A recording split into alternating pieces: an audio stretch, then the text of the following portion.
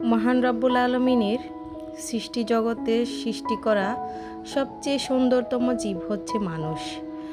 আল্লাহ তাআলা প্রতিটা মানুষকে কোনো না কোনো জ্ঞান দিয়ে সৃষ্টি করেছেন। আমরা অনেকে বুঝতে পারি আর অনেকে বুঝতে পারি না। সেই জন্য কোনো কাজকে ছোট মনে না করে যার মধ্যে যে কাজ করার স্পৃহা আছে ওই কাজ নিয়ে এগিয়ে যেতে হবে। আসসালামু আলাইকুম, আমি কোহিনুর মন, চানগাঁও আবাসিক, চট্টগ্রাম থেকে। দূরে কাছে সবাইকে স্বাগত জানিয়ে our activity and blog channel থেকে আরও একটি ভিডিও নিয়ে হাজির হয়ে গিয়েছি। আশা করি সবার অনেক ভালো লাগবে। প্রিয় ভিউয়ার্স, রান্নাবান্না করাটা আমার খুব শখের বিষয়। আমি নতুন কোনো রেসিপি দেখলে, নতুন কোনো আইটেম খেলে, কারো দাওয়াতে গেলে, যেখানে যাই না কেন আমার মুখে যদি, আমার চোখে যদি কোনো একটা রেসিপি লেগে যায়, তো ওই রেসিপিটা আমি যতক্ষণ না পর্যন্ত নিজে ট্রাই করছি ততক্ষণ পর্যন্ত আমার ভালো লাগে না। ওই জিনিসটাই আমাকে আজকে এতটুকু এগিয়ে যেতে সাহায্য করেছে। বিয়ে করে যখন স্বামীর সংসারে এসেছি, ভাত বা তরকারি রান্না করব দূরের কথা, আমি এক গ্লাস পানিও ঢেলে খেতে জানতাম না। এমন না যে আমি কোটিপতির মেয়ে, করা লাগে নাই বাবার বাড়িতে। এর চেয়েও বড় কথা হচ্ছে খুবই অল্প বয়সে আমার বিয়ে হয়ে গিয়েছিল। যাই হোক, এই রান্নাবান্নাটা আজকে আমাকে অনেক দূর এগিয়ে নিয়ে এসেছে। শিকার একটা স্পৃহা, শিখতে চাওয়ার একটা আগ্রহ, ওই জিনিসটা আমাকে আজকে এ পর্যন্ত এনে দাঁড় করিয়েছে। প্রিয় ভিউয়ার্স, আজকে খুব ভোরবেলা ঘুম থেকে উঠে গিয়েছি। বিশাল বড় ধরনের একটা অর্ডার ডেলিভারি করার ছিল আজকে। আলহামদুলিল্লাহ সব কিছু ভালো ভালো ডান করে ফেলেছি। এখন হচ্ছে সকাল 9টা। আমি কার্টন ভরা যে জিনিসগুলো দেখেছেন সবগুলো ডেলিভারি দিয়ে এসে বিকেলের যে ডেলিভারি ওইটা কাজ করার জন্য লেগে গিয়েছি।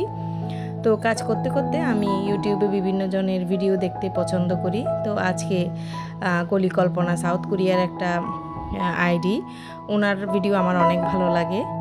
ওনার একটা ভিডিও দেখছিলাম, উনি নতুন একটা আইটেম, নতুন একটা রেসিপি ট্রাই করছিল। তো সেটা শেখার একটু চেষ্টা করছিলাম আর কি।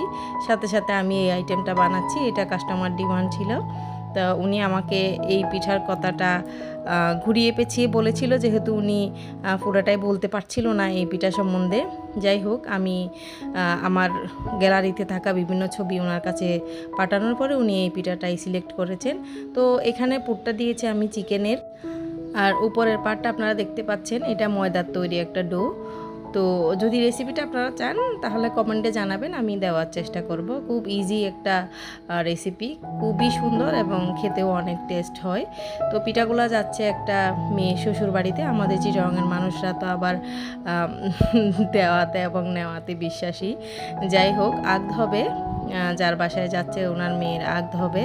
তো আগদে এটা ছেলের বাড়িতে পাঠানো হবে। তো সকালে এক প্রকার চলে গিয়েছে, এগুলো আবার বিকেলে মেহমানদের জন্য উনি অর্ডার করেছেন। উনি 4টা পুডিংও দিতে বলেছেন। আজকে উনি যে সাইজের পুডিং অর্ডার করেছেন, আজকে আমি প্রথম বানাবো। ওই সাইজের মোল্ডও আমার ছিল না, ওনাকে ডেলিভারি দিব বলে আমি নতুন করে মোল্ড কিনেছি। তো যাই হোক, আলহামদুলিল্লাহ করে সব কিছু ডান করেছি, আমার পুডিং বানানো হয়ে গিয়েছে। এরপরে এই সুন্দর নাস্তাগুলো ভেজে গন্তব্যে পৌঁছিয়ে দিব। আলহামদুলিল্লাহ আজকের দিনটা অনেক ভালো গিয়েছে। এই কাজগুলো নিয়ে আমি আগাচ্ছি। বাসায় হাজব্যান্ডের সাথে ঝগড়া করারও টাইম পাই না। তো আমি আমাতে বিজি থাকাটাই আসলে উচিত। গত 3-4 দিন আগে আমাদের চট্টগ্রামে ঘটে যাওয়া একটা ঘটনা সবাইকে নাড়া দিয়েছে। র্যাব কর্মকর্তা পলাশ সাহা, তো ওনার ওয়াইফের কথা চিন্তা করে খুবই খারাপ লাগে। বেচারি অল্প বয়সে ছিল, বুঝতে পারে নাই। তো আমার পরিচিত জনের মধ্যেও এরকম আছে, একদম হুবহু ওনার কাহিনীর সাথে ইনার কাহিনী একদম মিলে যায়। যাই হোক, মেয়েটা ছোট ছিল, ট্যাগেল দিতে পারে নাই।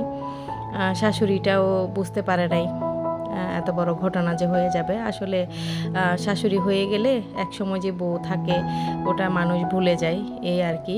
তো এইসব থেকে আমাদের আসলে শিক্ষা নিতে হবে। ছেলে মেয়ে যেহেতু আল্লাহ আমাদেরও দিয়েছেন, ইন ফিউচার আমাদের কাজে আসবে।